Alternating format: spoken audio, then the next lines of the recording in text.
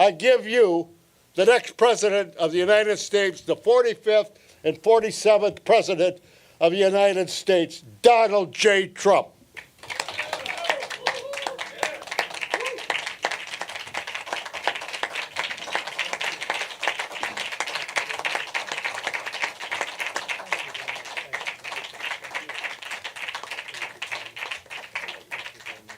Thank you, everybody. Thank you.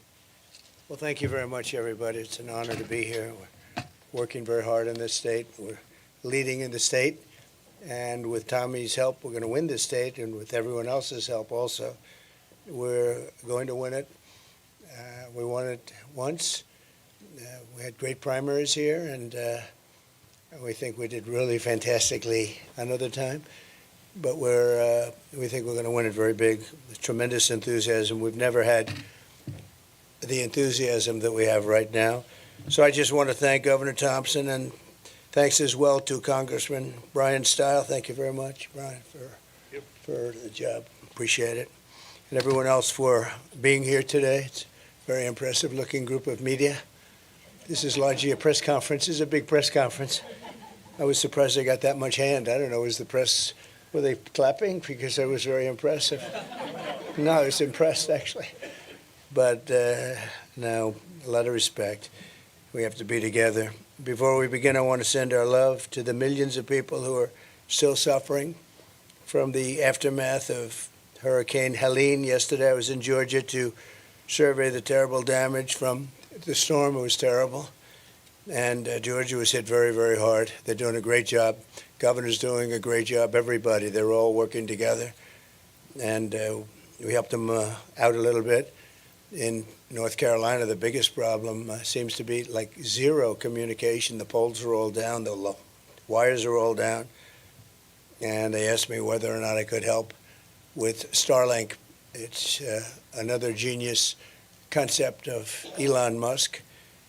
And I called Elon, and they were having a hard time getting it. It's a hot thing. And Elon immediately got involved. And we have the most incredible that they did in one day. They got tremendous communication. They went from literally no communication to tremendous. So I want to thank Elon Musk for what he's done in North Carolina. A little bit help in Georgia, too, where they had some areas that had a hard time with communication. He hooked it up to the satellites, which he feels very confident in doing. He likes satellites, he likes rocket ships, satellites, and there's nobody better. He's something. He's a piece of work, I'll tell you. But he had it done in about 15 seconds. He said, look, it goes right up to the satellite. It's already back down. And they had so much, they had such great communication so rapidly. It's incredible, actually. And the situation in western North Carolina is very catastrophic, very bad. And they don't even realize the extent of it yet. A lot of people are missing. But we're going to be working with them, with North Carolina. Great people, great state. And we're working very hard with them to make sure that that it works out as well as it can. Amazingly, this is one of the biggest hurricanes anyone's ever seen. It's late in the season, very unusual. I guess the water was 20 feet high, and nobody expects that. People go up to their house and they think they're safe on the second floor, and they weren't safe. This was one of they call it the waterfalls. This was one of the biggest they've ever seen, so it's too bad. Very late in the season, too. You almost don't even think of it as hurricane season.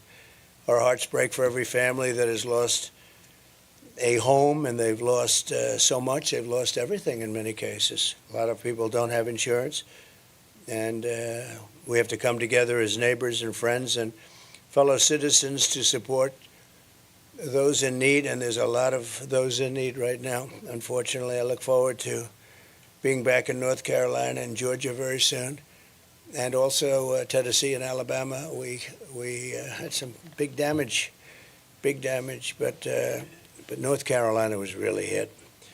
So we're going to work with them very hard and hopefully help them. We're here today to talk about how we're going to rescue American families from the nightmare of the Harris-Biden administration and launch a new generation of golden age for America. You know what's going on with the schools in our country. Not a good situation. Since Kamala Harris cast the deciding votes on the bills that caused the worst inflation in American history by far, by the way. Higher prices, of course, the typical American family over $29,000, and you're continuing to pay $1,100 every single month, more than you were doing before. Nobody can afford that. Even if you get a salary increase, it's nothing compared to the kind of numbers you're talking about. Inflation is devastation. Inflation is country busting. It breaks countries. Look at Germany from centuries ago. Look at other countries, whether it's centuries ago or decades ago. Any country that goes through inflation, and we went through a really bad period. We're the worst in our history. 8.4 million Americans are now working second jobs, the highest in more than 38 years. And you now have to make $111,000 a year. That's a lot of money to afford an average home, a 46% increase since when I was president, so it's 46% higher. And that's not even including the cost of interest, because interest went from 2% to 11%. And you can't get the money at 11%, so it's not 11, it's a lot higher than that. With her colossal big government negotiations, Kamala Harris, who destroyed San Francisco and destroyed California. San Francisco is the best city in the country 18, 19 years ago. Bob Tisch, a friend of mine from Lowe's, many of you know Bob Tisch, he said it was the best city in the country. He was a businessman that had holdings all over. He said San Francisco was the best. He wouldn't believe it. He passed away a number of years ago, but he wouldn't believe what's happened to it. And he's also added an estimated $6,300 a year in regulatory costs onto the backs of every American family. So Kamala Harris has done this, and she's done it at a level like nobody's ever seen, with the help of Joe Biden. But I'm not sure Joe was involved, because I'm not sure he was involved in anything, to be honest with you. Now Kamala is coming back for more. So she ruins San Francisco. She ruins the state of California. And now she's coming back to destroy the United States of America, but we're not going to let it happen. As you know, she's a Marxist. Her father's a Marxist professor who nobody has spoken to. I'd love to talk to him. I would be interested in talking to him, actually. But we can't let this happen. We were way up on Biden, 21 points up on Biden after the debate. And they had a coup. They told him, you're not going to run. And he's not a happy man. He's pretending he's happy, but they took him out. He had 14 million votes. She had no votes. She was the first one that got broken in the primaries. She never made it to Iowa. She was the first one out, and now she's running. The whole thing doesn't make a lot of sense. You had many people that did much better. They had 22 people running, and she was the first one out. She went in, and she went out because people didn't like her. She wasn't good. And now she's the one that's representing the party, and the press gives her a free pass. And that's a little ridiculous, isn't it? Huh? But also never happened where we spent over $100 million on fighting Joe Biden, and then all of a sudden we're fighting somebody else. That's like a fight. The fighter's doing badly, and you say, okay, let's take him out and give somebody else a chance to win in the middle of the fight. So Kamala's plan is projected to raise the typical family's taxes by $2,600. And the tax queen, they called her the tax queen in California because she liked taxes. I've never seen anyone win a race where they raise taxes all the time, but she liked taxes. This is definitely a unique election anyway. The tax queen also wants the largest small business tax hike in history and a 33% tax hike on American small businesses, which will send consumer prices skyrocketing. You think they're bad now. If Kamala gets 4 more years, she will crush family budgets with crippling energy costs thanks to her Green New Scam. The Green New Scam is one of the greatest, most difficult things to be watching. The real number they want is $93 trillion. They want buildings taken down and new buildings built without windows because it's more efficient. Let's do that. Let's just tell people you have a beautiful apartment, but you don't have any windows. It's one of the great scams. But, the amazing thing is that nobody talks about it anymore. They're not talking about the Green New Deal anymore. They're not talking about environmental anymore. They're not talking about the oceans will rise by 1/16 of an inch over the next 400 years. They don't talk about it anymore. Something's happened. I don't know what it is. I think maybe it's not selling too well anymore. They call it now climate change because global warming wasn't working because the planet's actually gotten a little bit cooler recently. But climate change covers everything. It can rain, it can be dry, it can be hot, it can be cold. Climate change, everything is.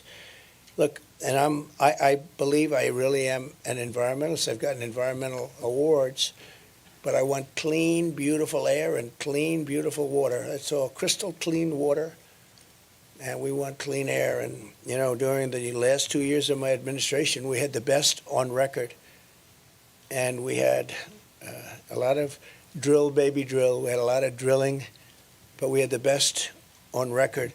My plan will cut energy prices in half. Within 12 months, we're going to have energy prices for businesses, but in my opinion, maybe even more importantly for the average household, I said by 12 months from January 20th, which is the day we go into office, I hope we have a country left because what's going on now is very dangerous. I've been talking about World War III. What's going on now between Russia, Ukraine, and the Middle East blowing up all over the place. It's a very dangerous time, most dangerous time since the end of World War II, without even question. But my plan will cut energy prices in half. I'm going to knock it out 50%, all. This is for families and businesses and everything. And with the artificial intelligence, as you know, and shocking, but you need more energy to make that competitive with China and some others, but primarily China. They're going wild now. They're building tremendous electric capacity, as you know. But you need more electricity. They have to create tremendous amounts of electricity in order to compete, and more than we have right now for the whole country. So you have to more than double up what we have right now to be competitive. And we'll be able to do that. I'll be able to do that. They won't be able to do it. You have to make sure your environmental impact statements get approved very quickly. Otherwise, you'll never be able to compete. They don't do environmental impact statements in China, to the best of my knowledge. They have one man say, you can build it, and that's the end of that. That was the environmental impact statement. We have to go through sometimes years of things, but all of that's going to be rapidly expedited. It's going to save you thousands of dollars on gasoline and home heating and air conditioning and electricity. We're going to be down for the entire energy package. You will be down by a minimum of 50% 1 year after January 20th. Nobody else will say that, but I can do that because we have more liquid gold under our feet than any other country. And I know how to use it. We had it going so well, and now we're buying oil from Venezuela and lots of other places that we shouldn't be buying. I call it Venezuelan tar because essentially it's tar. You know, it's they have the places that they hone it and develop it is right in the middle of Houston, right in the middle of Houston. We have a refinery that only does that oil. It's the only one in the world that does that oil because it's not oil, it's tar. And if you're an environmentalist and you like Texas, because I love Texas, we just got a poll from Texas. We're through the roof in Texas, which I love because I think it's an incredible place. But if you're an environmental person, the tar and all of the other things coming out of those chimneys and in that wonderful place, it's the only place in the entire world that does Venezuelan, I call it Venezuelan tar. But there's no reason for us to be doing it because we have more oil and gas. We have more, I say liquid gold, because I think it's the best expression. We have more liquid gold than Russia, Saudi Arabia, any other country in the world, and we don't even use it. And ours is pure. Perhaps worst of all, Kamala's mass migrant invasion will destroy our economy, importing tens of millions of, think of it, more illegal aliens than we've ever even thought about taking in. And for me to watch her the other night standing up at a television set saying, with a news conference saying how she's going to all of a sudden get involved at the border. Well, she was the border czar. She did a horrible job. She allowed 21 million plus people to come in, and many of them, and you've heard me say this many times, they came from prisons and jails. They came from mental institutions and insane asylums, and they came from terrorist camps where they trained them to come into the United States, and they come into the United States. Many, many terrorists. We have more terrorists come into the United States in the last 3 years than we have had in the last 30 years. And these are the real terrorists. These are the real ones. We have no idea who they are. They let them come in, just open borders, just the dumbest thing I've ever seen, other than if you're trying to sign them up to vote, which is what they're trying to do.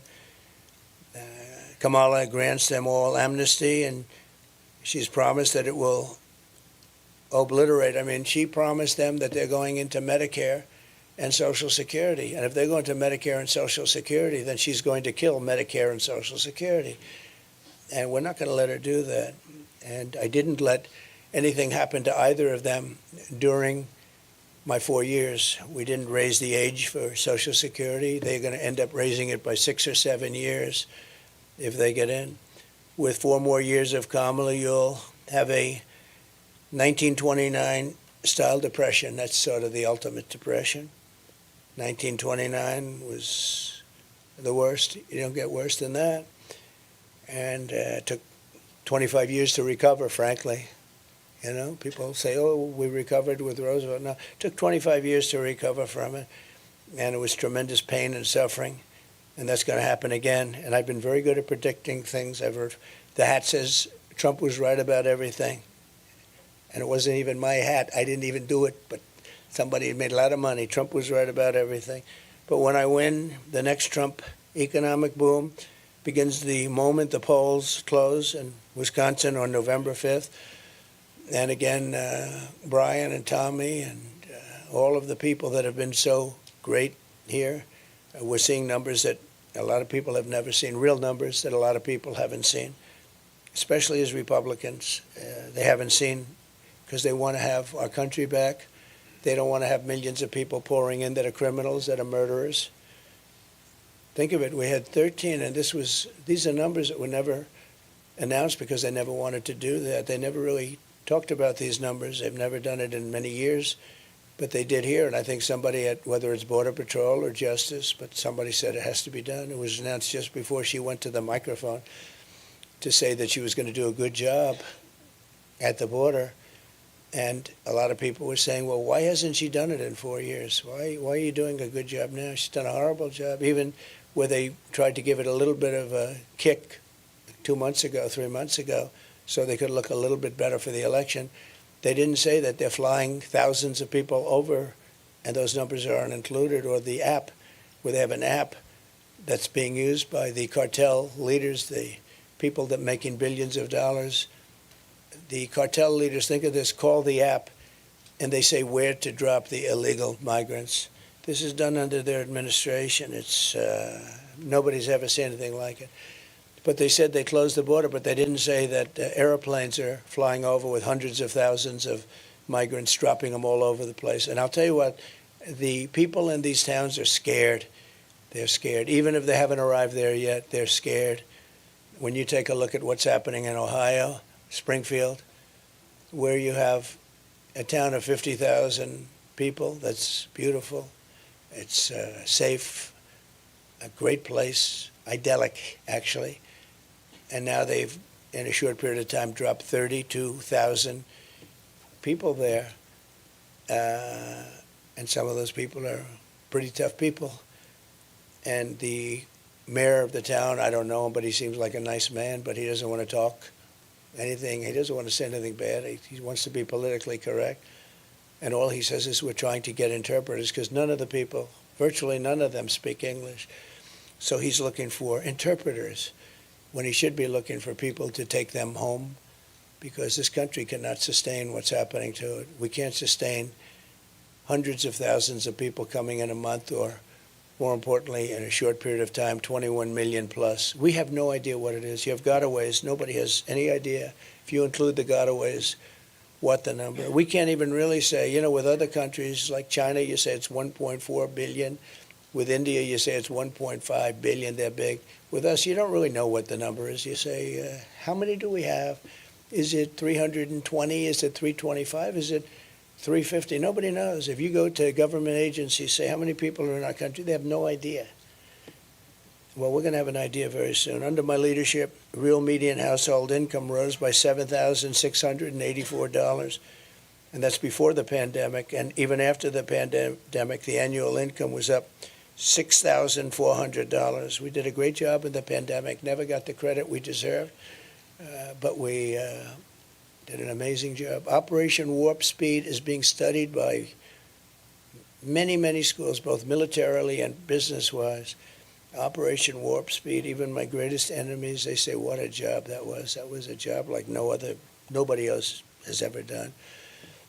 And it's ripped the world apart. Every country got ripped apart, including China. China was delayed, but it was hit harder proportionally probably than almost any country. It was a terrible time. Probably $60 trillion in damage, and caused by the Wuhan lab. I said that from the beginning. It came out of Wuhan, and the Wuhan lab, it wasn't from bats in a cave that was 2,000 miles away. It wasn't from Italy. It wasn't from France. They blamed everybody. It's really the China virus. But we did a great job with the ventilators, with the masks and the gowns and everything. You know, when we got here, our cupboards, I used to say our cupboards were bare. We had nothing. No president put anything in for a pandemic, and I don't blame him. Who would have thought? I thought it was sort of an ancient thing. It wouldn't happen now, so it wasn't, something that I ever mentioned very much. I didn't blame other presidents, but they didn't put anything into it. So we had the cupboards were bare, and all of a sudden we heard there's something coming from China, and terrible. We had the greatest economy in the history of our country. We gave you the biggest tax cuts in the history of our country and the biggest regulation cuts by far in the history of our country, and rebuilt our military. But a lot of that, not relatively speaking maybe, but a big chunk went to Afghanistan, where they're one of the biggest sellers of military equipment now in the world. And what I say is the most embarrassing moment in the history of the United States, that we took the soldiers out first. You're supposed to take the soldiers out last. A child would know that. I brought a child up to the dais once, and I gave him the facts in front of a very big crowd of maybe 10,000 people, maybe more. I gave him the facts. I said, so would you take the military out first or last? He said, I take the military out last, sir. He was 5 years old. I said, how old are you? He said, 5. A lot of you saw that. As president, I will deliver gigantic tax cuts for working families, and we will have no tax on tips, no tax on overtime, and no tax on Social Security benefits for our seniors. And that's a very big thing, but especially the last one for our seniors, because they've been decimated. Young people have too, but they've been decimated, seniors, on their fixed incomes. But nobody's ever been hurt more, nobody has been hurt more than seniors with respect to inflation. Inflation has just absolutely destroyed seniors. So I'm giving them no tax on Social Security benefits, and that'll make up for some of it. This was all created by Biden and Harris, although nobody knows, when I say Harris, nobody knows who I'm talking about. So Kamala. And while working Americans catch up, we're going to put a temporary cap on credit card interest rates of 10%, because those rates are going up to 22, 24, 26%. And it's not sustainable. It's not fair. So it'll be temporary, but we have to help people. They can't pay those rates. We're going to unleash American energy, drive the prices way down. We're going to stop the people from pouring into our border. We're going to have a mass deportation of criminals. We have to get the criminals out of our country. They're not going to help us. Again, you had 13,000, more than 13,000, to be exact, 13,099. And these are murderers. These are murderers that have murdered, in many cases, about 30% of the cases, more than one person. And in some cases, more than 5 people. These are real murderers. These make our bad people look like innocent people. I know a lot of the talk from the radical left people was, well, these immigrants don't commit crime. No, these people are among the worst in the world. They come from the Congo in Africa. Many people from the Congo. I don't know what that is, but they come out of jails in the Congo. You know, they're letting their jail population come into the United States. Their jails are being emptied into the United States. Their gang members are being taken out of Caracas, Venezuela, and lots of other places, which was a rough city, rough, very dangerous city. And they're being delivered into the United States, their gang members. And these are tough gang members. You see what's happening in Aurora, in Colorado. The mayor is petrified. He doesn't, I mean, he's petrified, but the governor is a mess. He doesn't know what the hell. He's a Democrat liberal. And they're taking over real estate, lots of real estate. The governor doesn't know what to do. And, you know, they want to be politically correct. They don't want to say anything. They're so afraid of saying anything and offending anybody. They have to go in. They have to get them out. But when you look at what's happened in Aurora, in Colorado, it's incredible. And Springfield is unbelievable. Again, a beautiful community. And now, almost immediately, 32,000 more people. And these are people that have had a rough life, too. They're tough. Some of them are real tough. But they've had a rough life. It's not sustainable. It's not sustainable. People in Springfield are moving out. They have to move out. They're not going to be able to live there. I'm going to appoint Elon Musk, who's a fantastic guy, to lead a government efficiency commission tasked with saving trillions of dollars in fraud, waste, and abuse, and driving down inflation and driving down costs. We have tremendous fat. I mean, just one example. When I came in, I was asked by Boeing to sign a contract for the purchase of a new Air Force One, and which is actually 2 planes. A lot of people don't know it. In a way, it's 4 planes because it's sort of Air Force One becomes the plane that the president uses. And I was asked to do it, and I was able to cut $1.6 billion off the deal without any changes, except I was giving it a better-looking paint job.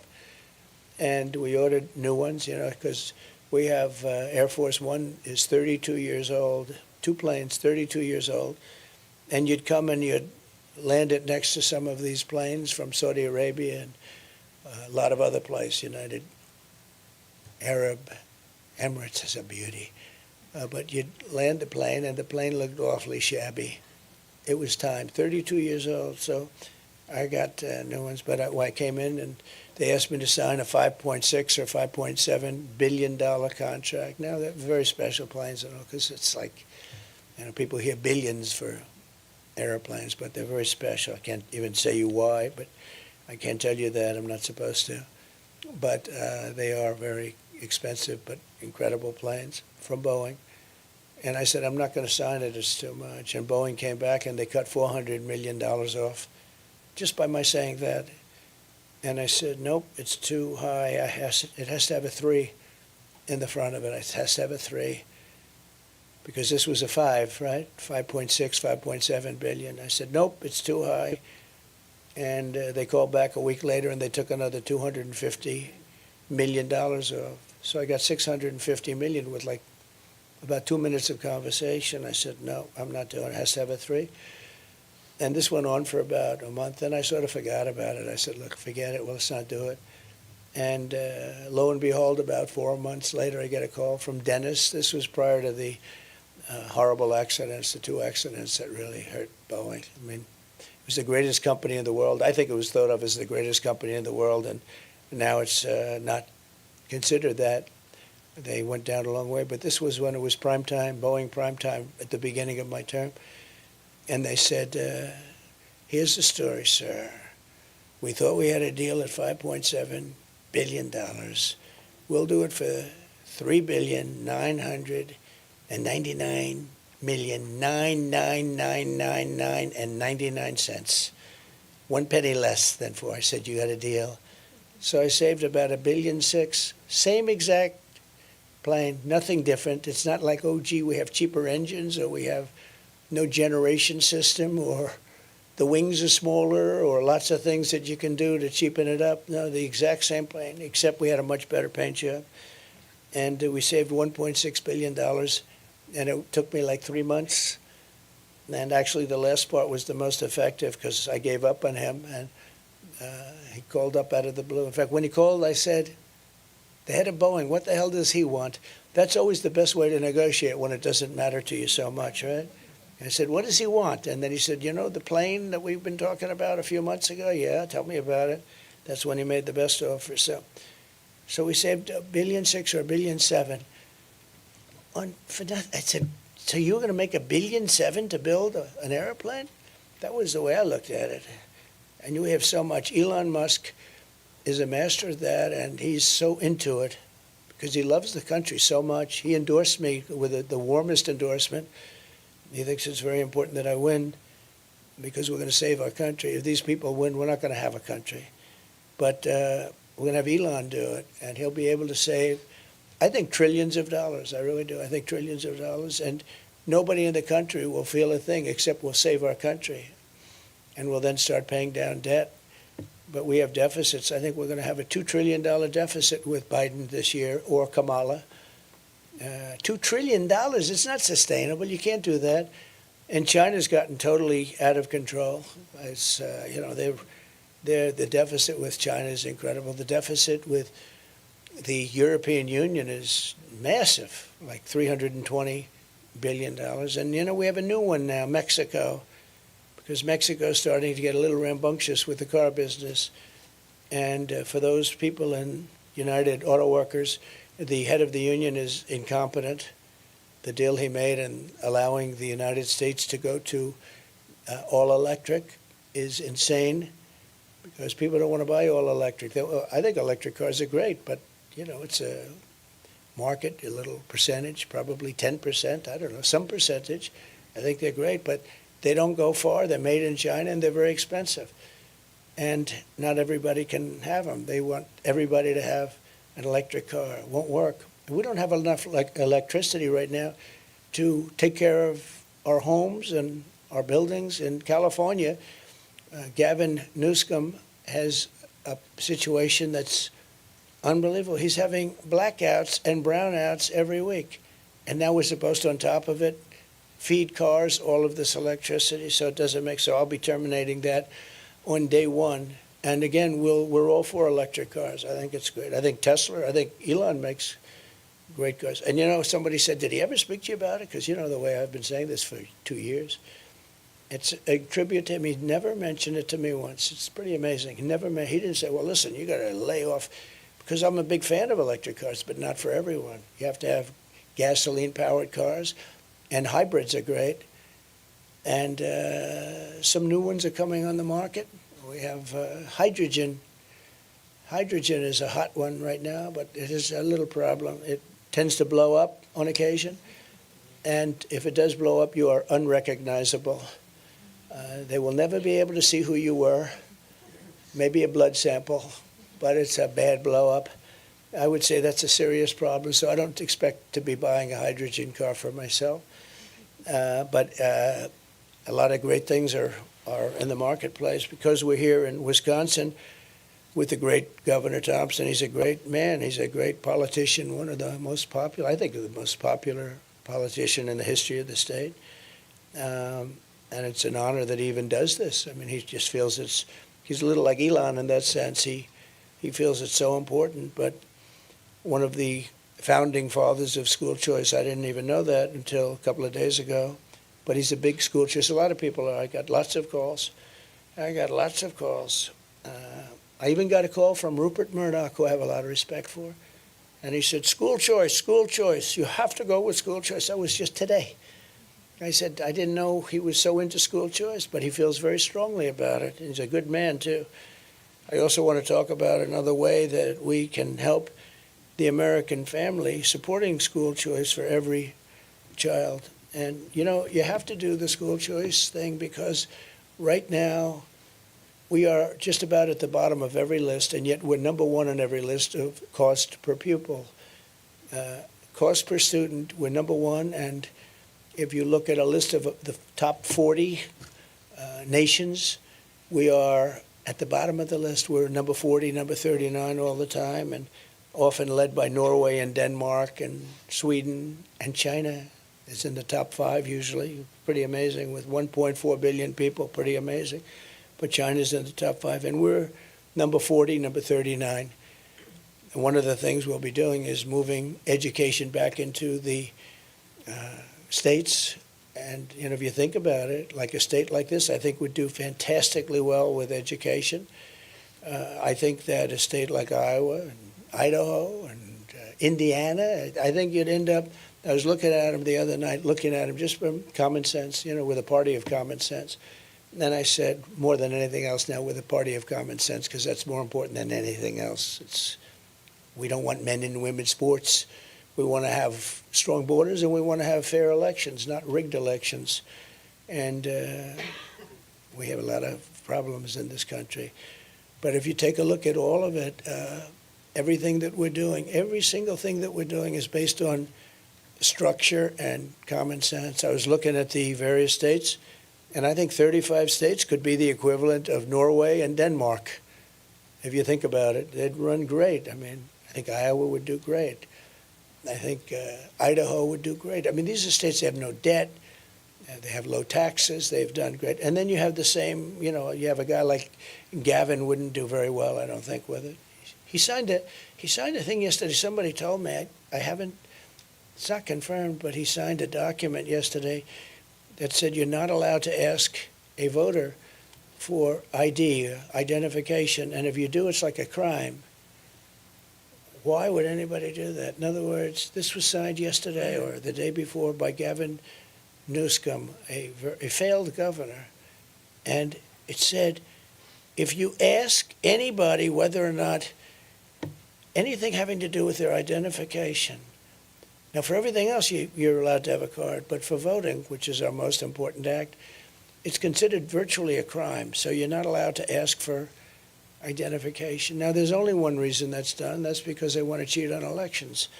When you have something like that where there will be no asking, it's not a question of having voter ID, it's a question you're not even allowed to ask. And if you ask, it's a crime. That's only because of the fact that they want to cheat on elections. And we can be nice and we can be politically incorrect, but the only thing they're going to do there is cheat on elections. And we just can't let this happen. The city of Milwaukee is the home of first and oldest choice program. You have the school choice program in Milwaukee is the oldest in the whole nation.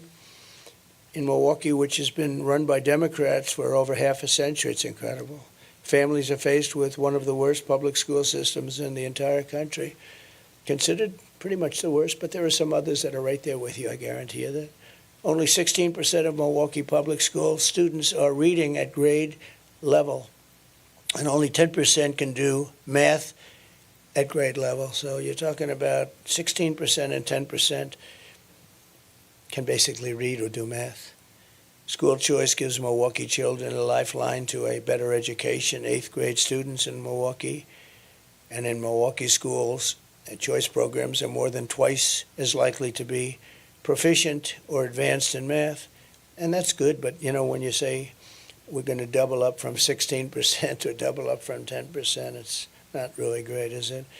And we're going to outsource and outscore other public school districts. So they want to start off by competing against certain public school districts, and I guess that's a good place to start. But they got to straighten out the schools in this country. Schools are really bad.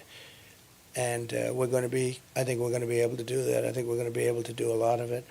But if they're run by the state and run by like the parents, because in Washington, half of the buildings, such a large number, every building you pass in Washington says Department of Education.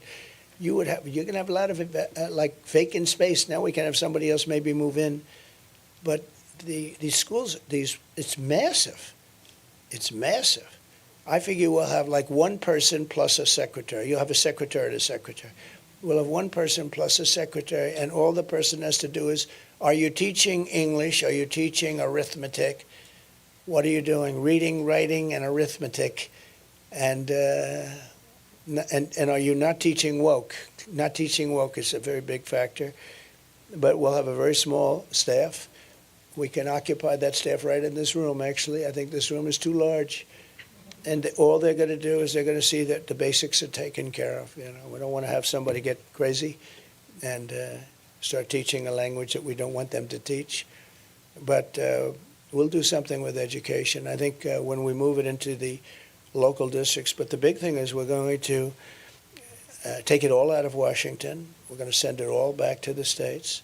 We're going to spend less than half, and we're going to have much better education. But in many states, you will be the equivalent. I mean, you have states that are incredible, and in many states, you'll be the equivalent of a top 3, top 4 school, like in Norway or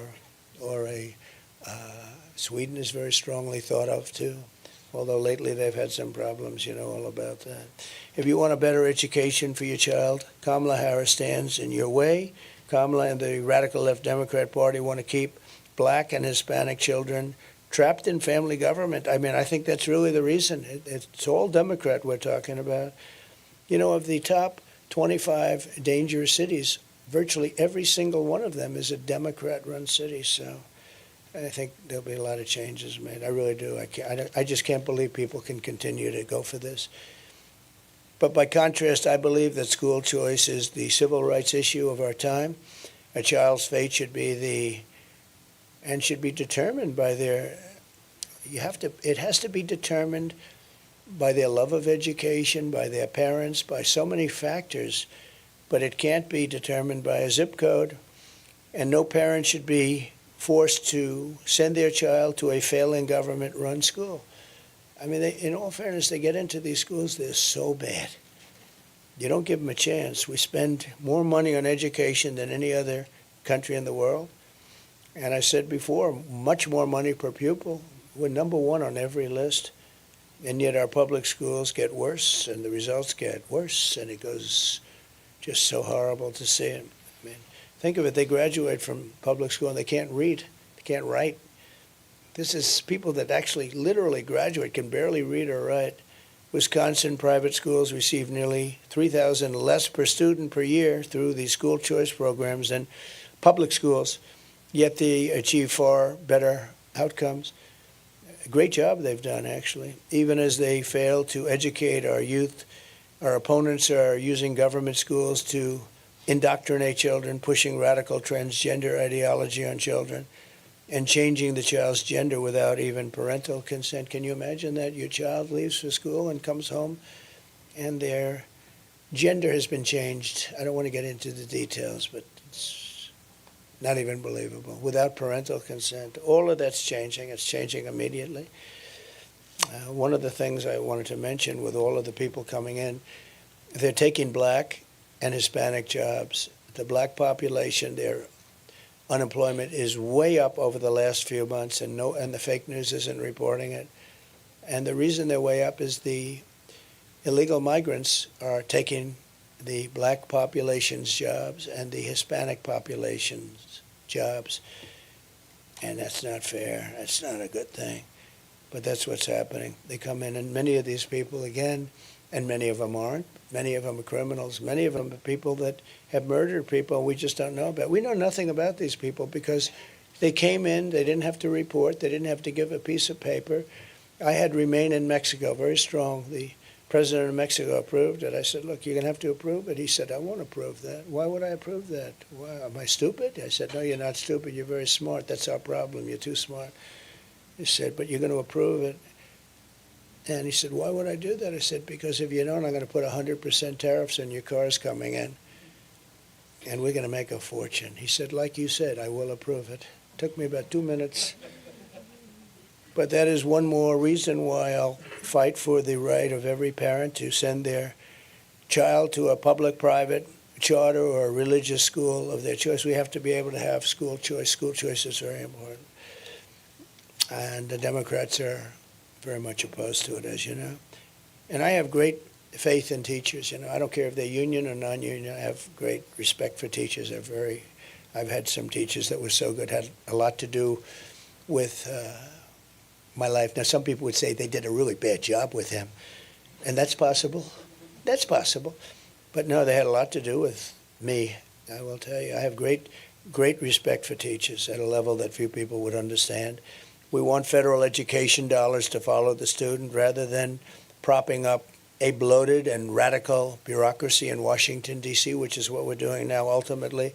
We want to close the Federal Department of Education, and we're going to do that, and we're going to move it all back into our states. And as I said, some states are going to be unbelievable.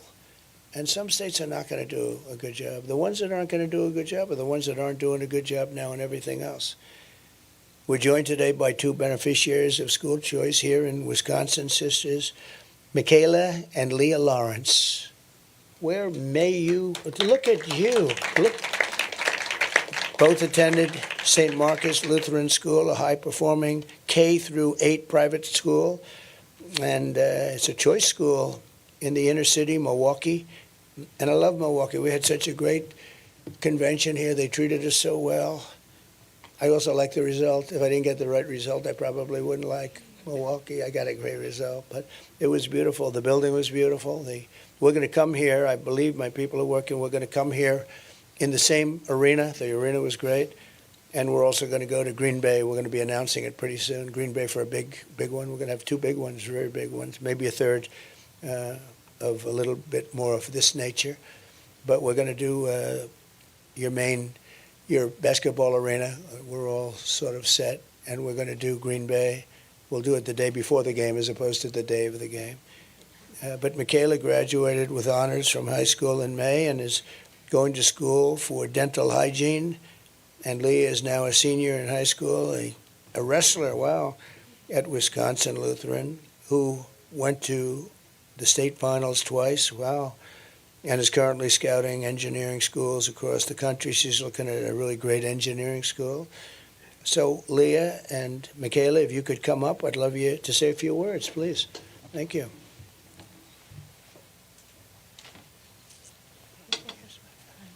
Who's the wrestler here? I'm not going to mess with her. That's good, please. All right. Well, my name is Michaela Lawrence, as you already know. Just first want to come up here and thank everyone for the opportunity for me speaking. On behalf of my family, I thank my dad specifically for putting me and my sister in choice schools and having the opportunity to learn. Personally, going to the high school I went to, Luther Preparatory, really learned about Christ-like behavior and how to show that in the outside world. And a person like me going to college now, you get to the outside world and it's like, wow, a lot of these people really need Jesus. But I'm thankful for that opportunity. I'm thankful for President Donald Trump, too, someone who supports that opportunity that I got from grade school to high school, learning about Christ and having the choice to really have an opportunity to get a good education and have a close relationship with all my friends and teachers. So thank you. So beautiful. Thank you very much. Oh, thank you. And my name is Leah. I'm the wrestler, by the way. And I'm so grateful again for getting the opportunity to come out here and speak on behalf of School Choice. This is an amazing program. I'm so thankful that Mr. President Trump, he is helping out with this program. He's doing so much for education, and education in Milwaukee especially is in dire need, especially right now. So I do want to personally thank Mr. Trump for helping us with this. Thank you. Thank you, Brad. What's your record in wrestling? That's pretty good. She's got a good record. You said, what's your record in wrestling? Thank you both. Beautiful job. Thank you, Don. How nice is that, huh? Very proud of you both. It's amazing. So thank you. And also with us is Tukara Bell, a mom of 3 whose family has been uplifted by school choice. And so, Tukara, could you come up and say a few words, please? Come on up. It's very exciting.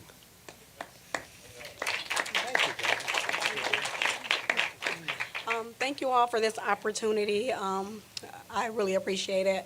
I am a mom of 3. We benefit from the school choice program. This is my daughter, Cynthia Dunlap.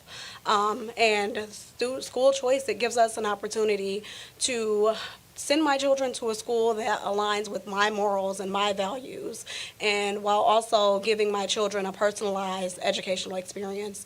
I greatly appreciate it, and they would not have these opportunities if it was not for student choice. Cindy, would you like to say something? Hi, I'm Cynthia. School choice has given me so many opportunities that any other school could ever give me. I am so thankful for school choice, and I also have a gift for you, President. Oh, wow. On Oh, behalf that's- of Trinity Thank you very Lutheran much. of Christ I'm going to wear it tonight. Nice. Thank you, darling. Very much. Thank you. Thank you, darling. That's really nice. Come on, you hold that for me. Don't take it from me. I want to keep. So again, universal school choice, very important. We're backing it all the way, 100%. And I want to thank everybody for being here. And there's a lot of media here, so if you'd like to ask a couple of questions, I think we'll do that. So go ahead, please, Brian. Yes, thank you. Under your administration, you brought world peace. You didn't have the chaos in the world. I No. wanted to get your comments on what's going on right now in Israel and Iran, that conflict. Brian, I think it's the most dangerous time we've had, certainly since the end of the Second World War. I think it could end up being a world war. You have two hot spots, and you'll probably have a third, maybe with Taiwan. But you have Ukraine and Russia, and that's out of control. I met with President Zelensky, and I got along very well with President Putin. I think I can get it solved, but we should get on and immediately. You have to. I think I would like to be able to solve it while president-elect. If I get elected, I'm going to work on that immediately. It's going to be my first 2 phone calls, and my second is going to be we're going to close the border immediately and have people come into our country, but legally. And my third will be drill, baby, drill. You know, it's like not too complicated. But that series of calls, I think is going to be very important. That war, millions of people are being killed. I don't think people recognize how many people are being killed. I don't think it's being properly reported. It's a horrible, horrible war. And then you see what's happening even today. You know, where is that going to stop? And, you have to give Israel a lot of credit for being able to protect itself. You look at these forces, they shot down almost 200 rockets today. But this is not the way anybody should have to live. So we're going to obviously be very involved in the Middle East. This would have never happened. We did the Abraham Accords. I think everybody, including Iran, would have been in the Abraham Accords had I taken over as president. I think even Iran would have been in the Abraham Accords ultimately. It would have been great for everybody, and you would have had peace in the Middle East. We got 4 countries solved, and very respected countries, as you know. They were signed up. And then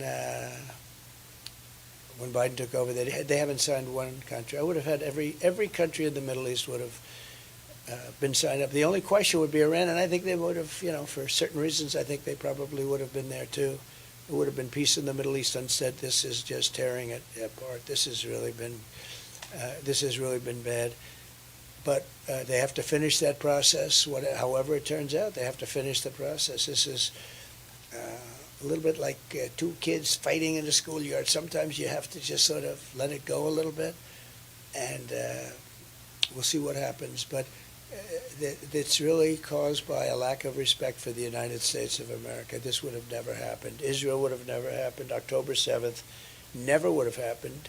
Russia never would have invaded Ukraine. And for 4 years they didn't. They would have never invaded. We wouldn't have had inflation. We wouldn't have had, not the withdrawal, because we were withdrawn. We're the ones that got it ready to withdraw. But we wouldn't have had that horrible, most embarrassing day in the history of our country. And a lot of other good things would have happened. And right now we have a world in chaos.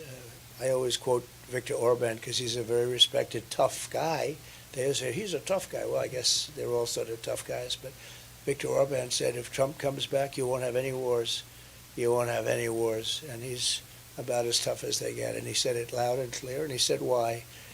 But you won't have any wars. So I just want to see stuff. Look, there's no huge benefit. I think Europe has to pay up more because it's very unequal, and they have to pay up more for that, and they have to do it now because we have an ocean in between.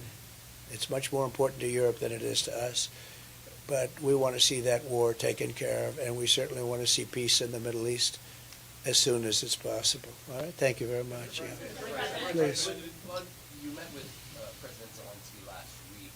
Should President Zelensky be prepared to give up some of Ukraine territory in order to end the war? And the second part here is, if you were president right now, after Iran launched its more than 200 missiles towards Israel, last week you had suggested that if Iran tried to attack you, that you would blow the country to smithereens. How would you handle Iran right now? Well, I would you wouldn't use be U.S. around if they force? did that, Would yeah. you use U.S. force? Yeah. No, I wouldn't be around if they did that, but let's assume I'm not around. The President of the United States should blow that country to smithereens, because you can't do that. And the President should make a statement to that effect. But as you know, I mean, you're in danger right now. You are in danger now because of them and their challenge to me. And the reason they did that is because I had them in a position where they would have made a deal. They had no money. There was no terrorism. There was no money for Hamas. There was no money for Hezbollah. You know that. I mean, it was reported when I was leaving. They said there was absolutely no terrorism. In 4 years, we had no terrorism. And a large part of that was Iran had no money. And I wasn't looking to hurt them. I was looking to, I want them to be wonderful and great and happy. But we didn't want them to have a nuclear weapon. They can't have a nuclear Would weapon. you use U.S. force today? Well, I don't want to say what I'd use, because I don't want to give up negotiating abilities, because so I don't want to say exactly, but they understand where I stand, and we have to get back to being at least a partially civilized world. What's going on today? They sent 200 missiles over to Israel, and now people would say, well, now it's Israel's turn, right? That's what happens. It goes back and forth. It could happen for a long time. Should have never happened. It would never have happened. And again, Iran was not in a position to sponsor terror because they didn't have any money. I mean, now they have $300 billion. Biden took off all the sanctions. I had sanctions. I told China, if you buy oil from Iran, that was their biggest customer, you're not going to do any business in the United States, and we're going to put tariffs all over your products. And they said, well, we're going to pass. And they didn't buy. And I said the same thing to other countries, and they didn't buy. And time went by, and all of a sudden they had no money. And they would have made a deal, and I would have made a good deal for them. I'm not looking to hurt them. I want them to be great. Let them be happy and good. But they can't have a nuclear weapon.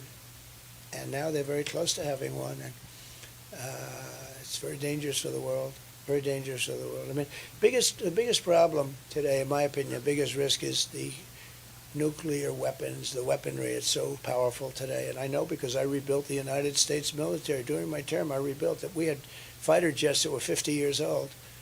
And we have all F-35s, and we have great planes now. We have largely new. We gave a lot of it to Afghanistan, stupidly. New goggles. They have the newest goggles. They had the best goggles. They never fought at night because they couldn't see, but now they can fight at night. They have the goggles. They have the trucks that are armor plated. Think of the 70,000 trucks. 70,000. Go to the biggest used car lot in America, and they probably don't have more than 400 or 500 cars available at any one time. We have 70,000 trucks, many of them millions of dollars each, armor plated with the finest 4, 5, 6-inch armor on these trucks. And we gave it to them. And they sell the equipment. And they're one of the largest sellers of military equipment. They're selling the equipment that we gave them. Who would do that? Who would be so stupid to do that? Who would move the military out first? Because, they have American hostages. Most importantly, we lost 13 great soldiers. And of tremendous importance, we have many soldiers that lost their arms and their legs and were just obliterated because of stupid people. We should have left from Bagram, not that base. We had it all mapped out. And we had options. We had a lot of things they had to do, everything they had to do. And they weren't doing it. And we said, good, the deal's dead. And then they did it. We would have had that. It was perfect. It was a beautiful thing. It was going to go well. And they respected me. They respected me. Remember, we didn't have one soldier killed in 18 months in Afghanistan. The Taliban, that's their fighter. And I spoke to Abdul, the head of the Taliban, a couple of times. But I explained to him, you can't do that. You can't do that, Abdul. And from the time I spoke to him, we didn't have not one fighter killed, not one American soldier killed or even shot at for 18 months. And then I left, and we had these clowns take over, and it all blew up. It was not going to blow up. It was going to be good. One of the worst things they did is give up one of the largest air bases in the world, the largest runways, most powerful runways, very deep with concrete. You could land anything on them, meaning the weight. You could land any plane on a very, very long, I think, like 18,000 feet. And to give that up, and the importance of it wasn't Afghanistan. The importance of Bagram, and very important, was it was 1 hour away from China where they make their nuclear weapons, right in that area. But 1 hour away from China. Forget about Afghanistan. We should have never been there. But we were 1 hour away from where China makes their nuclear weapons. And now, you know who occupies it? China. How about that? They left. So I was never going to, I was moving out. We were all set to move. I'm the one that got the soldiers down to that level. We had no problem. And we were going to move out. Soldiers would have moved out last. We would have taken the equipment. We would have done everything. I had no confidence in the Army, meaning in their Army, the people that they were giving us, because they were loyal to the other side. I always knew that. That's why you had so many blue on brown and brown on blue. You had so many attacks where we trained them, and then we hand them a gun, and they turn the gun around. They shoot the sergeants and everybody else there, the Americans. I said, well, there's something. We never had so many attacks like that. We trained them, and as soon as they get a gun that's loaded, they turn it and they shoot everybody. And I said, what the hell's going on over here? And they're tough fighters too, but they weren't. The reason they were even in there is because they were the highest paid soldiers in the world. When Mattis would say, sure, they're fighting for their country, well, they weren't really fighting for their country, because otherwise you wouldn't have had so many, I call them turnarounds, where they turn around and shoot you. They weren't fighting. They was fighting because they were getting so much money as a soldier. It was just a job where they were making a lot of money, but their loyalty wasn't to that group. And the head guy was a total thief. I knew that. I didn't get along with him at all. He left with bags of money on a helicopter, and there were bags of money at the end of the runway. How stupid can Americans be? The world doesn't respect us because we've made so many stupid moves. I mean, this guy left with bags of money. And I said he was no good for years. I said he was no good. I met with him a couple of times, fine. But that whole thing was collapsing. But they weren't loyal to us. They were loyal to themselves. Good fighters, great fighters, I will tell you. Among the best. They were actually they could take a knife. They were like Rambos. It's like putting 1,000,000 Rambos. Good old Sylvester Stallone is my friend. But it's like putting 1,000,000 Rambos. Somebody explained that to me. They're great fighters. It's like putting a Rambo. Give him a knife. And that's all he needs. And by the time he finishes, he'll go down and he slits the throats. Look at what happened with Russia with them. Look at what happened. So many different wars. They fight tough, but now they have great equipment. And then the other day, it sickens you to see it. They have through their boulevard. They have this boulevard, and they're running our equipment through the boulevard. You know, the defeated Americans. We should have left from Bagram, because Bagram is a massive base with hundreds of miles of surrounding area with nothing there and fencing, and you would have had nobody killed. Instead, a lot of people got killed. We had the 13, but you had hundreds of people who were killed. Civilians were killed at the same time. So it's a shame. Again, common sense. We have to use common sense. They should have never left. That's like an inner city airport, and it was packed. You couldn't even move, and then a bomb went off and just was so destructive. And so sad, because I got to know the parents of the 13 soldiers, most of them, and they're incredible people. They were treated very unfairly. Biden never called them. Kamala never called them. And then on top of it all, in the debate, she said, we have no soldiers fighting at all. We have no soldiers. We have soldiers fighting. They were very inside. She had no idea. She has no idea what she's doing. And it's very sad. And on Okay. Ukraine, did you urge Zelensky to be prepared to cede some of Ukraine territory? I didn't say anything because I think it's too soon. I listened. But I think a deal is there to be had. Absolutely. That's what I do. What I do is I make deals. Do you think that that sort of deal will I have to think that include? he will make a deal. And I think, look, it would have been a lot better before, because the cities now are all blown up. I mean, they're all blown up except for Kiev. You have the cities are those beautiful golden towers. They're ancient gold. They're all laying on their sides, smashed to smithereens, right?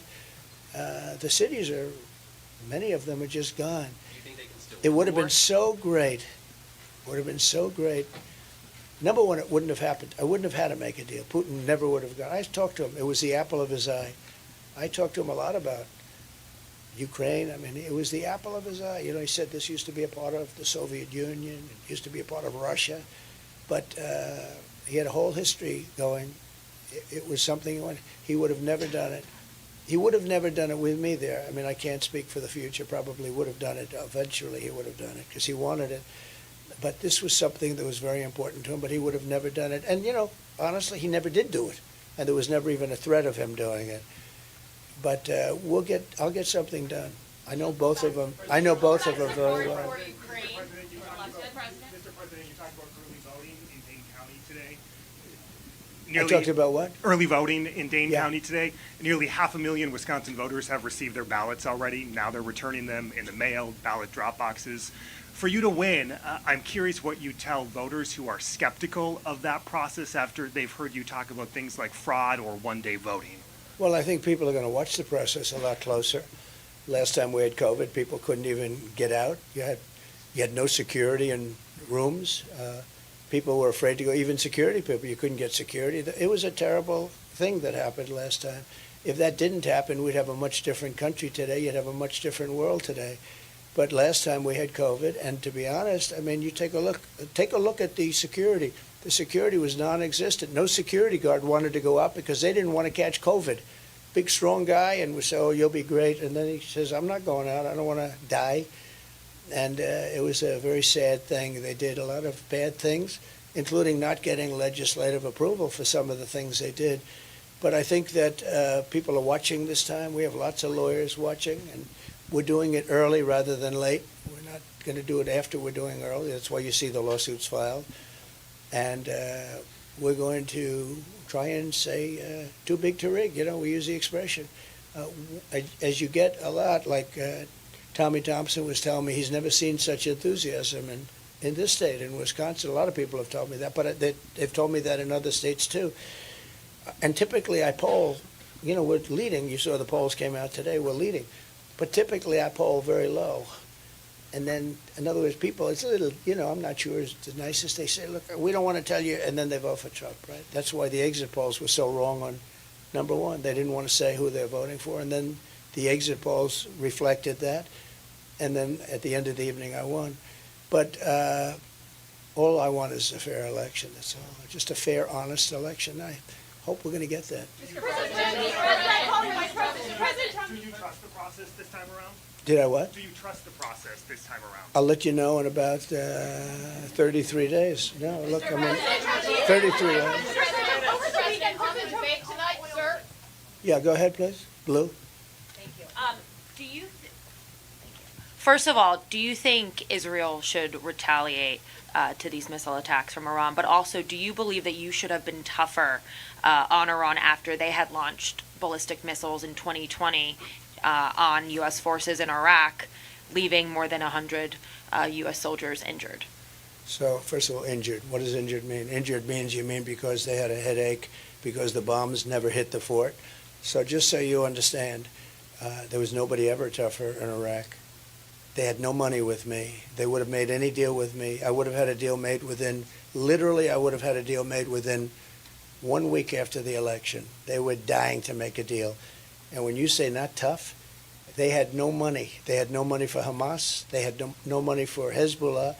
And when we hit them, they hit us. And they called us.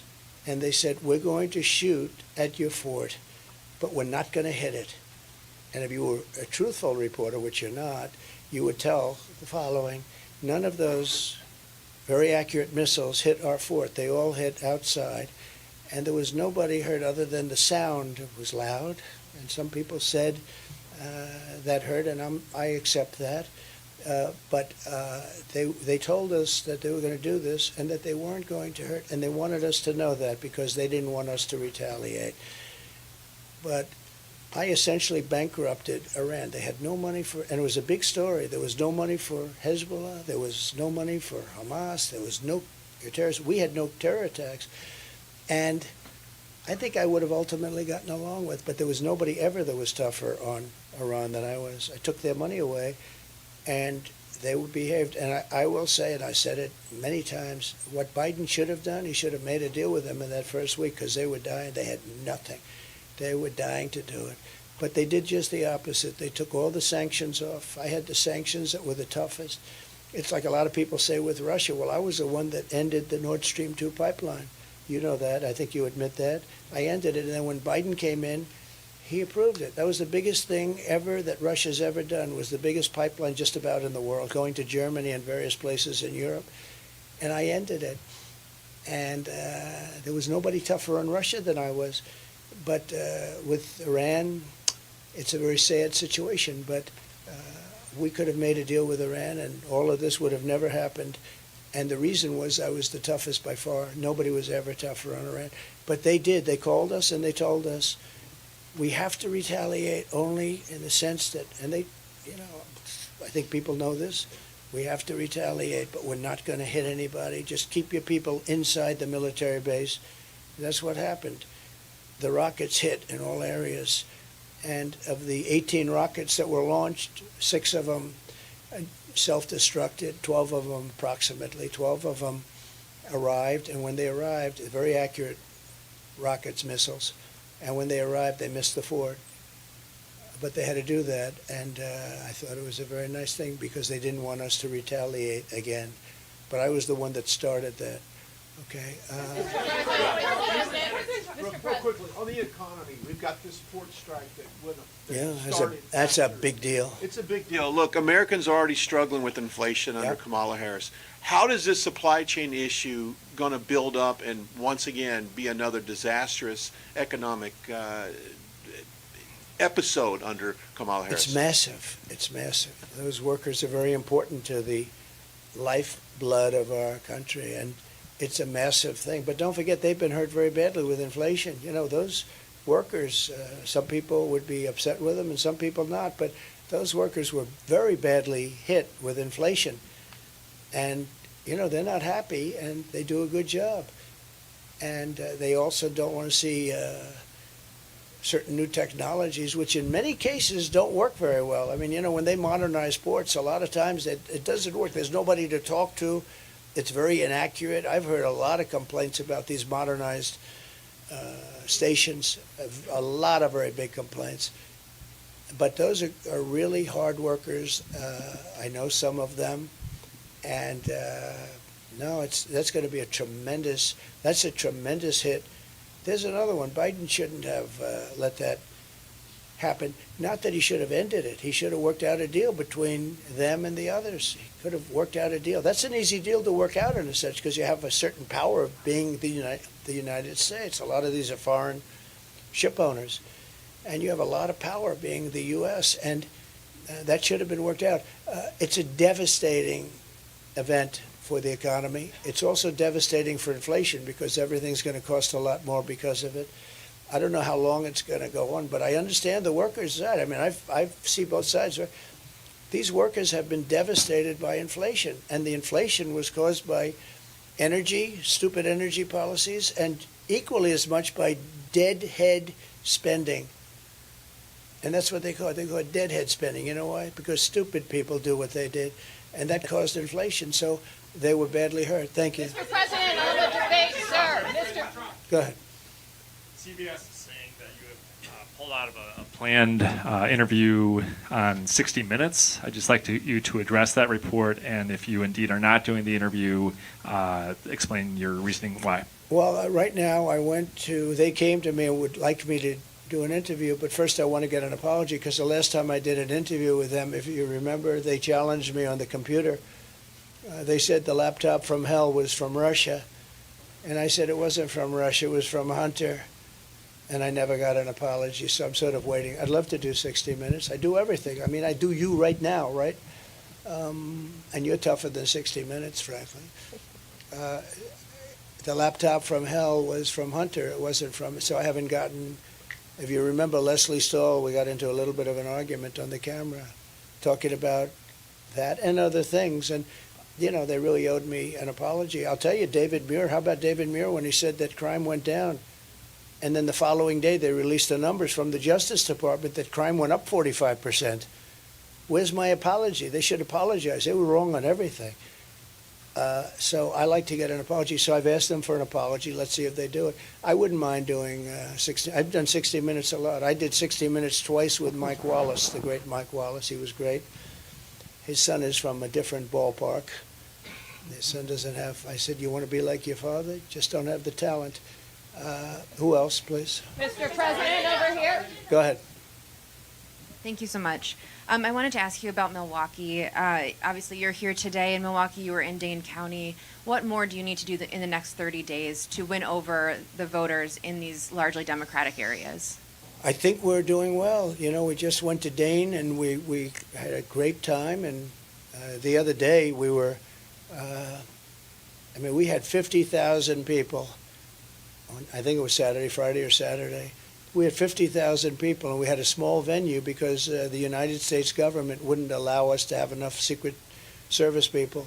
So we were forced into having like a 1,000-seat venue, and we have 50,000 people outside. We wanted to do a rally, an outside rally. And when we drove in, I said, boy, that's a big crowd. And I'm used to the biggest of crowds, and this was a big, beautiful crowd. And Washington would not allow us to have the security that was the Secret Service that was necessary. And that happened a little bit with respect to today also. You saw the people. I don't know if anybody was up there, but you saw the people. That crowd was massive.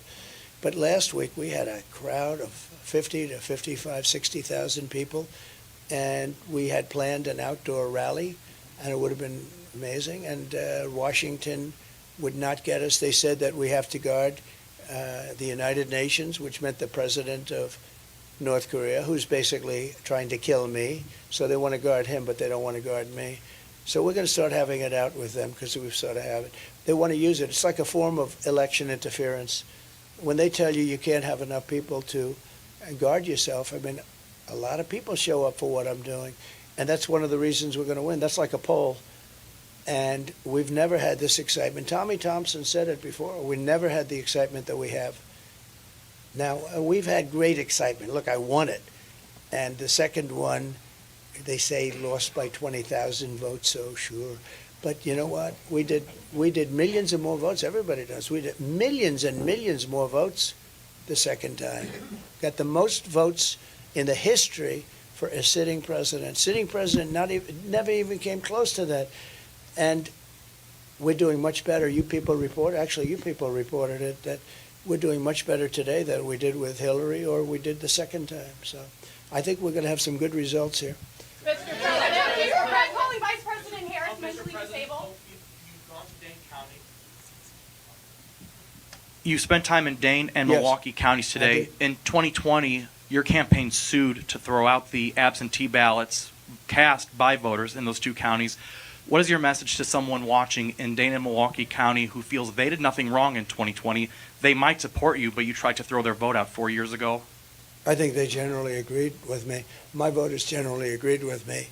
And I think we have a really good chance of winning it. You know, there are counties that normally a Republican wouldn't win. But if you would see the crowds that we just left, if you'd see the crowds that we had on Saturday, I really think that we're going to win Wisconsin. I think Wisconsin's great. And I'm doing a rally in the arena, and I'm doing a rally in Green Bay.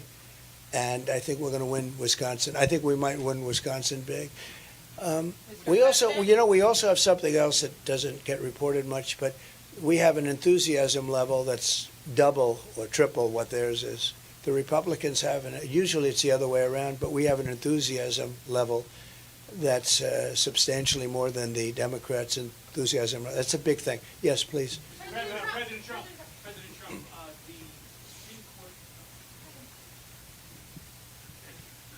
the Supreme Court term begins next week. Yeah. If you were to get another Supreme Court pick, what positions must a judge hold for you to consider them? Honesty, integrity. We want people that are honest. We want great integrity, and we want genius. You know, Supreme Court, you have to be very smart. And we don't want to have people that are not brilliant people. And I know many of the justices, and for the most part, I think they're very brilliant people. You want brilliant people, but you want great integrity, honesty, and, you know, that's, I don't think it should necessarily be along party lines. It usually tends to be that way, but I don't think it's necessary. I think the main thing is they have to be really respected people. They have to be respected. You have to respect our Supreme Court. I think they get treated very unfairly. You know, you have people that go around trying to play the ref with them. And I know these people, and they're really they're scum. They're bad people, and they'll go after not only Supreme Court justices but regular judges, and they'll hit them about, oh, they're not good, they're not smart, they're not. And actually, they're very smart. They're a lot smarter than the people doing the calling out. But they're trying to be Bobby Knight, you know, the great basketball coach who was constantly playing the ref, screaming, screaming, screaming. And he said, maybe I won't win this call, but I'll win the next one. And he was often right. He was a big supporter of mine from Indiana. He was a big supporter of mine, and he was a great coach, but he played the ref. They play the ref by insulting. I don't even know, is it legal to do what they do? I mean, they're so outrageous. But a lot of the judges don't stand for it, and the ones that really are respected don't stand for it. They do what's right. Mr. President, do you regret calling Vice President Harris? Are there certain issues that you would like to see the court take up? No, they have to take up whatever they want to take up. I have no preference. There's certain issues I'd love to see taken up, but they have to do what they have to do.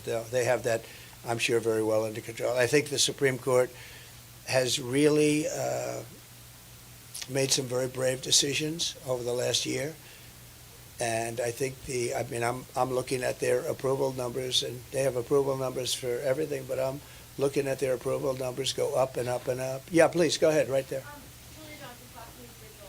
I'm curious, what advice would you give J.D. Vance ahead of his debate tonight? Have fun. I said, JD, have fun. That's true. JD, that's right. We have a big deal going on, and I said, JD, have a lot of fun. He's a smart guy. He's been amazing. He's been a real warrior. Top student at Yale. He was a very brilliant guy in so many different ways. And, you know, he's a very hard worker. He goes around and he's not afraid of the media. He'd stand here and he'd answer all of your questions. I have a lot of people that wouldn't do that. They don't like doing that. They get shouted at, and they don't like being shouted at. But JD's very much a warrior. Very much a warrior. Thank you very much. Mr. President, on oil prices, thank you. Iris Tao with NTD here. The crude oil prices rose by over 2% today after the latest Iranian attacks on Israel. Are you concerned about major oil supply disruptions affecting the U.S., and do you think Americans are prepared for that? And also, secondly, on China, you mentioned China. Do you think China might be trying to seize this moment, to take advantage of this moment, to try to plan an attack on Taiwan in the Indo-Pacific theater? Thank you so much. Well, you never know with President Xi. I had a great relationship, as you know, with President Xi. He's a very smart guy, so I don't want to read his mind, but he's very smart, and he has a way of doing things that's very good for China. And he's at the top of his game. Our people are not at the top of their game, so you never really know. I think that China is going to be a very interesting subject over the next couple of years. You know, China's having a lot of problems right now. You know, the economy is having some big problems. They just issued very big stimulus, but it's someplace, and he's a very. I mean, people get upset when I say it, but he's a very fierce person. He really is. He's a fierce warrior. He's a fierce challenger. But I had a very good relationship with him. Okay, a couple of more. Go ahead, please. Go ahead, behind you. Thank you. You've said two can play at that game when talking about the Department of Justice. How would you use the DOJ if you're reelected? Well, I think it's terrible what they've done. They've weaponized government to an extent that's nobody's ever seen before. It's done in third world countries, banana republics, but I mean, like as an example, they said, oh, the documents case. Well, he was guilty. They basically said he's guilty, but he's incompetent. He's allowed to be president, but he's not allowed to go to court. It was a strange ruling. But I was exonerated from my case. That was a big case, as you know. Down in Florida, we had I don't know the judge, but a brilliant judge, totally brilliant judge. And I was exonerated and fully exonerated. And I can only say this, that, you know, when I stand here and I watch the questions being asked by people that are somewhat hostile, many people that are fair. I mean, you have a lot of different talents in this room. I was just thinking to myself, I really, all I want to see is fairness. Our country needs you so badly. The media, you're like the policemen and women of the world. You're so important. You keep politicians honest. You keep politicians from doing really bad things. It's so important. And it's so important that the media be fair and really improve, because I watch how unfair it is and how one-sided it is. And you need the media to really buck up in this country, because nobody's ever seen anything like it. And I can tell you, I don't want any favors. I just want fairness. I want like a level playing field. And if we can get the media back to a level playing field, that's going to do a lot for the good of our country, because we have to make a comeback. Our country is a failing nation. This is a failing nation. We're failing at the borders. We're failing at everything we're doing. You look at the numbers. We lost $2 trillion this year. $2 trillion. You know, people don't report that. Our country, we have a deficit of $2 trillion. It was never a deficit in the history of the world like that. And one of the reasons I'm going to bring Elon Musk in to negotiate a lot of that. He's very good at it, and he's a great guy, and he loves the country. He really loves the country. It's not easy for him to do an endorsement. You know, he endorsed me. But Brian, I would say it's not easy for him to do an endorsement, right? He's got a lot of different factions, a lot of different sides, but he wants to save the country. And, you know, I tell you the airplane story. I could tell you 20 other stories just like it. We have to be a lot different. We have to run a lot different. We are a failing nation, but we're not going to be a failing nation for long, I predict. I hope we're going to have a great victory, a big victory, and then we're going to straighten out our country. We're going to seal up our borders, and we're going to let a lot of people into our country, but they're going to come in legally. We had Remain in Mexico, and for some reason he voided that immediately, and she did. I guess she did, because she was in charge of the border. And I hate to see that when somebody was so bad at the border and then tries to pretend like she wasn't even involved. This was the worst border in the history of the world, not here, the history of the world. There's never been a border like that. I always say third world countries would have used sticks and stones to keep people out if that happened to them. There's never been anything like it. And the press doesn't want to report about it, and they've got to report about it. It's a big story. To me, it's the biggest story. When you allow 13,000 murders into our country, and they're free to kill, they're free to kill. These are people that are rough, tough, horrible people. It's not going to be a positive thing. When you allow thousands of terrorists from very tough countries into our country, they're here. We don't even know who they are. We know they're terrorists, and we know something about some of them, but generally we don't. But we know there are thousands of terrorists let into our country. Drug dealers are in our country at levels we've never seen before. We're really, we're a very sick country, but we're going to figure it out, and we're going to get it fixed. Go ahead. Give me a quick, you've got one of the biggest, I predict you have one of the biggest rallies coming up on Saturday in Butler, attendance-wise. Can you give me a preview of that and what's going through your mind going back to Butler? Butler, that's right, it's going to be on Saturday, and it's going to be an amazing rally. You know, Butler has become quite a famous place. It's like a monument now. People ride through the streets of Butler looking at it as though it were a monument. It's very important. We lost a great person, Corey the fireman, and two other people were supposedly going to die, and they ended up living because of great doctors up there. These doctors, two separate doctors, one was just hit badly, and the other one was hit really badly. They were both, first thing I said is, how many people are dead? Because, we had a massive crowd as far as the eye could see, and there was no empty areas, so when bullets are fired, they're going to hit people. And these are AR-15 bullets. They were going over my head. I heard them. I didn't know you could hear bullets, but they are 4,000 miles an hour or something, and they're going over my head. And I was amazed that they just said three. They said probably 3 dead. That was my only, and then 2 of the 3. And I'm very happy to report a friend of mine. Some people have heard this, but he said, I'd like to make a contribution. These people live good. There's no crime there. It's beautiful in many ways, but not a lot of money. And they had a great relationship. Corey and his wife was really nice, and 2 daughters. He was killed jumping on top of the daughters. He didn't want the daughters to be hit. And when he jumped on top, he got hit. He got hit really badly. There was a National Guardsman that was seated 9 seats away, and we're going to give him something for what he did. Corey was hit in the head, bleeding profusely, and this National Guardsman went over to Corey, saw that he was still living, and gave him mouth-to-mouth resuscitation. And nobody's ever seen anything like it. And it was tough. And then Corey died. But for that man to do that was amazing, actually. So, I'm very pleased to report. So a friend of mine, rich guy, member of Mar-a-Lago, said, I'd like to make a contribution to the family of Corey, the firefighter. And I said, well, that would be nice. And I said, where is it? He gives me a check, and it was for $1 million. I gave it to Corey's wife, $1 million. But bigger than that, we did a GoFundMe, and I think we picked up about $6 million, and we're giving her, I guess, about 4. She'll end up with about $5 million. And she said to me, I'd rather have my husband. I understood that. It was such a beautiful thing to say. But she said, I'd rather have my husband. Now, they never saw $1 million or $5 million. It's a tremendous amount of money for them. And the other gentlemen are getting more than $1 million apiece.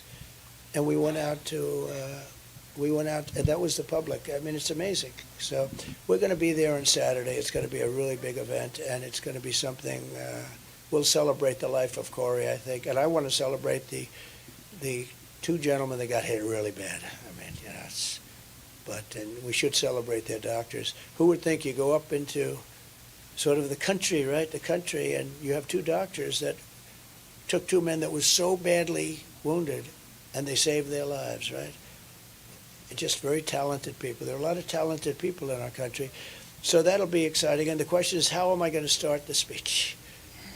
And I think I was going to say, as I was saying, because that's about where I was. I was very early, and if I didn't have that chart, which I always bring up, I rarely bring it up, but when I do, it's always at the end of the speech, and it's on my left, and here it was the first moment of the speech, and it was on my right. Had I not made that turn, I would not be speaking to you people today, and some of you would be extremely happy about that, I suspect.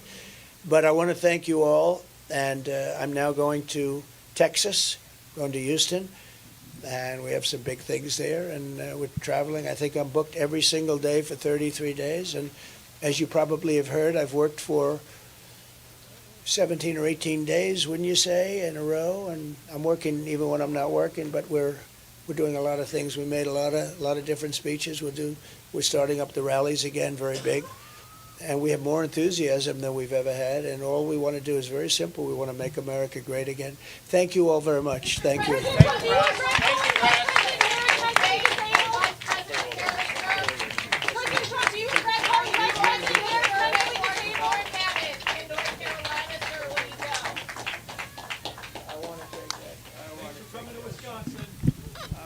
I'm not forgetting this. Thank you. Fantastic job.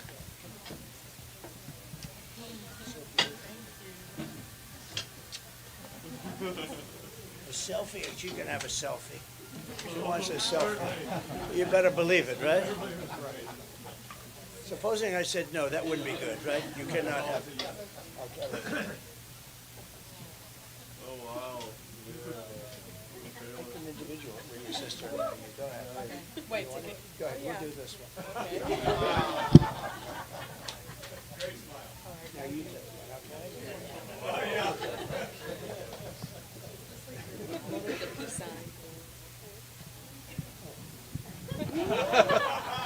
She's done this before.